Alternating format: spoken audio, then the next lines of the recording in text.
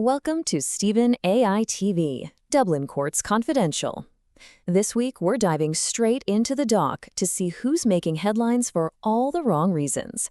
We're going to look at some pretty disturbing cases and the sentences that came out of them, and ask what it all says about safety on the streets of our city. Back spin kick, like MMA. Just let that sink in for a second. Those are the words a witness used to describe how a pensioner's life was ended, right on a Dublin street. It is a brutal, stomach-turning image, and believe me, it really sets the stage for what the courts are up against right now.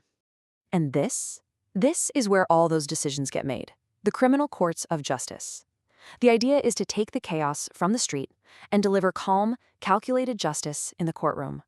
But the real question is it working? Is it actually protecting you and me? Well, let's find out. Okay, let's kick things off with some truly shocking public violence. I'm talking about the kind of incidents that make you look over your shoulder, even in places you walk through every single day. So we're looking at two very different cases here, but they've got one really disturbing thing in common. Serious, nasty violence happening in plain sight. One on a quiet suburban road, the other right in the heart of the capital, smack bang on O'Connell Street. So Charles McCongerly, 69 years old, he was just getting fish and chips.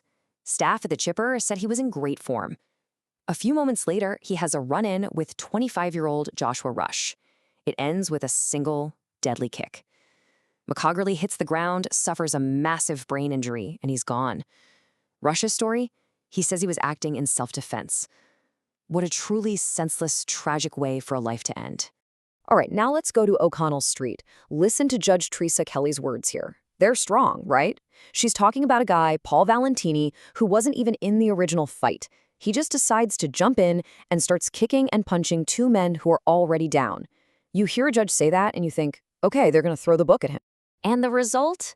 A 10-month sentence that was fully suspended for joining a brawl and kicking men on the ground on O'Connell Street in the middle of the afternoon. Yeah, just keep that number in mind. And the brutality just doesn't let up. Over in Clondalkin, a mother of two, Alexis Lee Campion, answers her front door. Next thing she knows, petrol is thrown in her face and she's set on fire. She's still in the hospital with horrific, life-changing injuries. And here's the absolute cruelest part. The Gardaí think they got the wrong person. She wasn't even the target. This is what happens when organized crime violence spills over onto completely innocent people. Okay, let's pivot a bit. We've seen calculated, brutal violence. Now, we're going to look at a different kind of crime. What happens when things like addiction, homelessness, and the sheer cost of living push people right to the edge and straight into a courtroom? This word here, impecunious, it actually came up in court. It's a very formal, almost clinical way of saying what's happening to a lot of people. They're penniless. They're flat broke. It's a desperate situation. Now listen to the judge's take on this next guy. Judge David McHugh is talking about Craig Masterson, a young dad who was caught stealing petrol. And the judge makes one thing crystal clear. Masterson has a record. Nobody's trying to pretend he's a saint. But look at the context here. This isn't just a simple case of theft. It's a domino effect. First his father dies. Then the family loses their council house. He suddenly finds himself homeless, literally living in his car with two kids to support. So he starts stealing petrol. His barrister said his life was spiraling out of control, and you can see why. And what was the sentence for Masterson? 5 months, also suspended. The judge told him he better bring an overnight bag next time he's in court, but for now, he walks. Are you starting to notice a pattern here? And the pattern just keeps going. Over in Lucan, we have Nathan Smith, a man struggling with a serious psychiatric condition. He's highly intoxicated, gets into a situation with the Gardaí, and ends up getting pepper sprayed. The judge calls this the last chance saloon for him, right before handing down a 3-month suspended sentence. So this brings us to the real heart of the matter, doesn't it? We're hearing all these very tough, very stern words from the judges. But are the actual punishments matching that tough talk? Let's break it down. I mean, the comparison is pretty stark when you put it side by side like this. On one side, you have the judge's warnings. A serious matter. He's no angel. Last chance saloon. Sounds tough. But then you look at the other side, at the actions. Suspended sentence, suspended sentence, suspended sentence. There's a huge gap between the words and the reality. And look, this chart just makes it impossible to ignore. From a public brawl on the main street, to theft driven by desperation, to a mental health crisis spilling out in public, The result is the same, a suspended sentence. This isn't a one-off, it's a clear trend. So, here's the billion-dollar question. What does all of this mean for the average person just trying to get on with their life? When people see that serious violence and public disorder are repeatedly met with sentences that involve no jail time, what message does that send?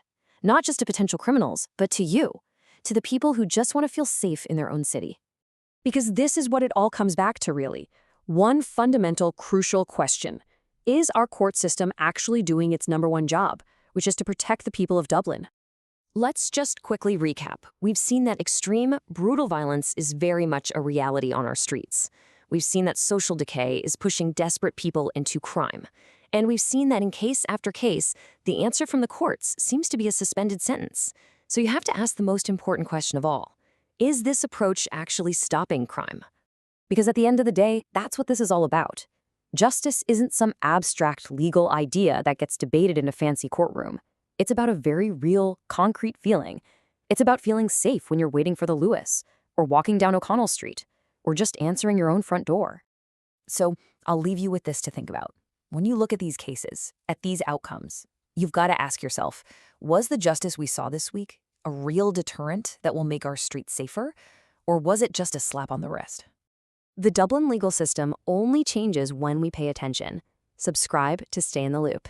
And that's the latest from Stephen AI TV, Dublin Court's Scumbags of the Week.